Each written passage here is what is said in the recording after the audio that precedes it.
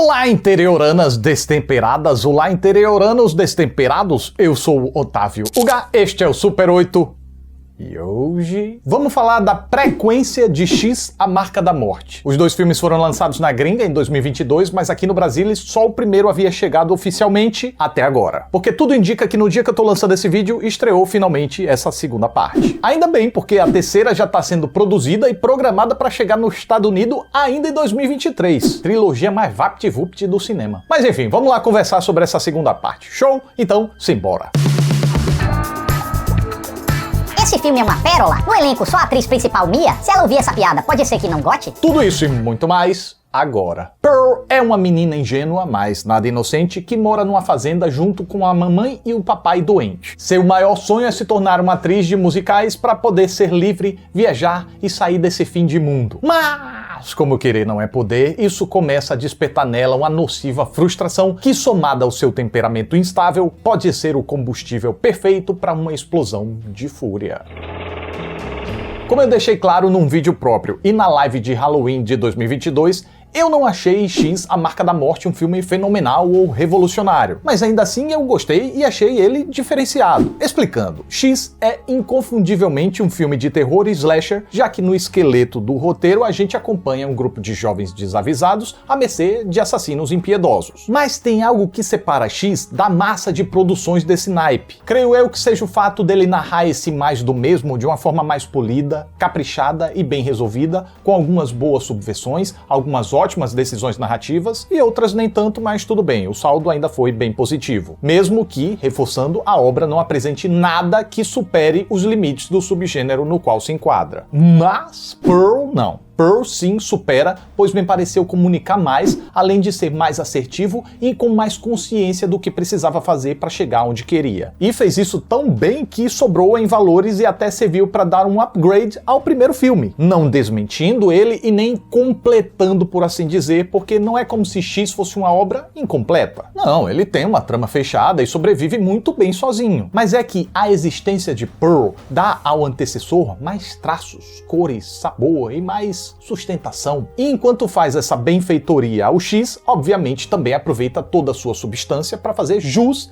à própria existência. Sim, porque essa aqui não é uma frequência Zé Ruela qualquer, daquelas que tenta surfar gratuitamente no sucesso do antecessor. Primeiro porque, convenhamos, nem tem tanto hype assim. A gente que curte um terrorzinho até tá inteirado no assunto, mas a gente faz parte de um nicho. O resto do mundo mesmo tem nem noção da existência dessa franquia. Segundo que dá pra ver que, ao conceber os filmes praticamente juntos, o cineasta Ti West pensou muito no todo, para que as obras se somassem, evitando assim a repetição e ou a redundância, com capítulos que diriam a mesma coisa, apenas mudando os cenários ou apelando ao velho mais e maior comum em sequências. Pois é, definitivamente esse não é o caso de Pearl, que busca a sua identidade própria, indo atrás no tempo, se concentrando em outro núcleo de personagens, utilizando outros moldes, outra estrutura narrativa, outras referências cinematográficas e contando uma outra história que, mesmo tendo alguma ligação com o que a gente viu em X, a conexão se dá mais por uma rima e eco do que por qualquer outra coisa. Desse jeito, quando e através do que os dois filmes se ligam, acaba sendo um bônus para potencializar a absorção dos valores de ambos. De um jeito que, se a gente pegar cada um para ver separado, ainda assim vão funcionar sem qualquer prejuízo. E bem, olhando para Pearl isoladamente, eu confesso que eu me agradei ainda mais e praticamente não tive ressalvas aqui. Assim como o primeiro filme, Pearl até pode ser entendido como um terror, por causa da atmosfera constantemente incômoda e construída à base de bizarrices, por causa dos prenúncios do que pode acontecer e por causa de uma trilha sonora perturbadora. Além de que, quando o filme parte para a fisicalidade, a violência gráfica despudorada comprova que o diretor não tá tentando fugir do gênero, mesmo. E quem viu sabe do que eu tô falando. Só que Pearl consegue ir além e sabe ser um suspense muito eficaz também, o que é até meio desafiador se a gente pensar um pouquinho. É que, como se trata de uma prequel, a gente já sabe qual vai ser o destino da personagem. Além de que a gente tá seguindo o filme pelo ponto de vista dela. ela. Mas o que poderia ser uma arapuca que prejudicaria as surpresas, o cineasta Ti West aproveitou para brincar com a nossa expectativa. Como? Fazendo a gente acompanhar a protagonista fervendo aos poucos, como uma panela de pressão, só que uma panela de pressão com um pino entupido, sabe como é? Ou seja, se ninguém apagar o fogo, ela tá inevitavelmente destinada a explodir. A gente só não sabe quando e como e quem vai estar por perto quando isso acontecer. Então, esse temperamento instável fica o tempo todo castigando a nossa apreensão por meio da iminência e do receio de qual personagem vai ter seus sonhos e planos interrompidos por ter tido o azar de cruzar o caminho dessa bomba humana. A gente fica: é agora que ela vai surtar. Não é. É agora. Não é. E isso é capaz de deixar a gente numa agonia da gota. E no fim das contas, quando o mal feito finalmente é feito, nada parece jogado de forma repentina ou inverossímil. É que, enquanto a tensão escalava, as justificativas e as motivações da personagem estavam ali se montando diante dos nossos olhinhos. Assim, tudo se constrói organicamente e sem pressa, até, de fato, a personagem chegar a algo que faça sentido em relação ao que a gente viu em X, A Marca da Morte. E te falar uma paradinha aqui, se essa progressão acontece com tanta naturalidade assim, isso é um sinal de que, além de terror e suspense, Pearl é também um drama dos bons, um drama dedicado a fazer um profundo estudo de personagem. Um estudo relacionado ao terror e inclinado ao drástico, mas ainda assim profundo. Desde o início a gente conhece a protagonista Pearl como uma moça cuja existência é casual e travada. Ela tá ali, só vivendo um dia após o outro. Até porque ela é praticamente proibida de ter um discernimento próprio e um propósito de vida fora do que a ocasião reservou para ela. Quer dizer, a ocasião não, a mãe dela. Nessa situação, eu imagino que a maioria das pessoas se fechassem na própria amargura e frustração. Mas quando eventualmente uma pessoa já inclinada ao desajuste passa por uma frustração opressora como a que a personagem passa aqui, e as pessoas ao redor não percebem e subestimam os indícios, o desastre pode ser inevitável. Curiosamente, apesar de ser um barril de pólvora, a Pearl tem uma personalidade ingênua. Criada nessa prisão psicológica da mãe apenas para cuidar do rancho, do pai e da casa, ela não desenvolveu mais do que um ligeiro conhecimento de mundo e não tem qualquer preparo para lidar com adversidades e frustrações. Como ela foi impedida de ter uma vida própria, ela parece que também parou de amadurecer. Não é à toa que ela age de um jeito tão infantilizado e com tanta birra quando é contrariada. Só que, quando eu digo ingênua, não confundir com inocente, que diz mais a respeito de falta de malícia. Porque quando o assunto é esse, quando ela quer fazer maldade, ela tem consciência das consequências e ela se satisfaz com isso. Ela só não liga. E desde o início a narrativa faz questão de deixar isso bem claro para não ser confundido, para achar: ah, a falta de oportunidade enlouqueceu ela. Nananina não. No caso dela, ela já era bem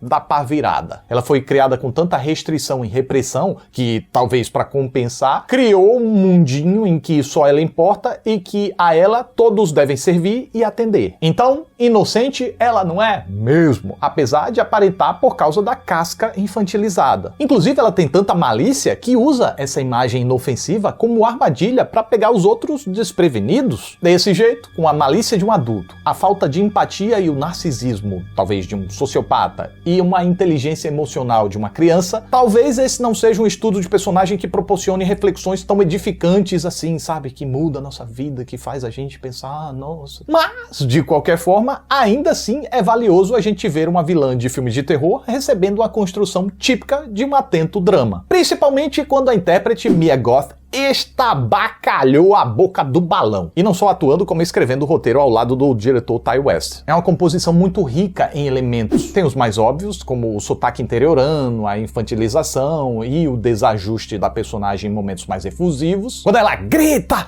e se esgoela ou chora. O que inclusive dão origem a algumas cenas que devem ficar cravadas para sempre na nossa memória. Ou vai dizer que tem como esquecer aquela coringada que a mulherzinha dá no final?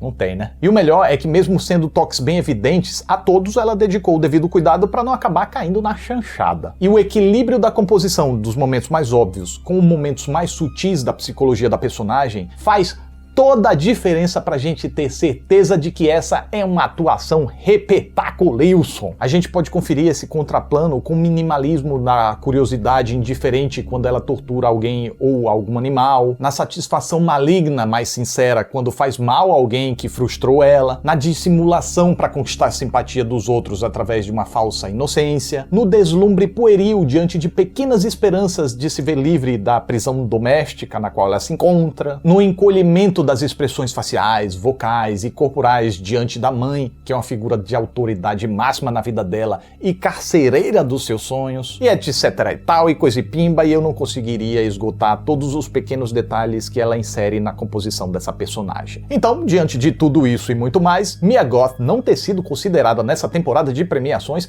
é um tremendo erro, uma injustiça, explicado apenas pelo escancarado preconceito que a indústria tem com o terror. Pois é, mesmo esse filme tendo o lado dramático tão aflorado, não teve jeito. Mesmo tipo de injustiça que aconteceu com a Lupita Nyong'o em Nós, mesmo tipo de injustiça que cometeram com a Elizabeth Moss em O Homem Invisível. Não dá, mano. Não dá pra premiar os melhores do ano e ignorar essas performances. A menos que elas estivessem tocando oboé e eu achei que elas estavam atuando, mas tudo bem. Bom, foram essas as razões que me fizeram gostar ainda mais de Pearl do que de X. Além de contar com o mesmo primor narrativo, com calma e muita perspicácia na edificação da tensão e do perigo, ainda traz algo a mais que dá todo um charme e um sentido para a formação dessa franquia como franquia. Tudo bem que não seja tão classicamente um terror como o antecessor, ou pelo menos leve mais tempo para chegar nisso, e quando chega de um jeito subvertido, porque a gente está acompanhando o lado da agente do perigo e não das vítimas. Mas, como um filme,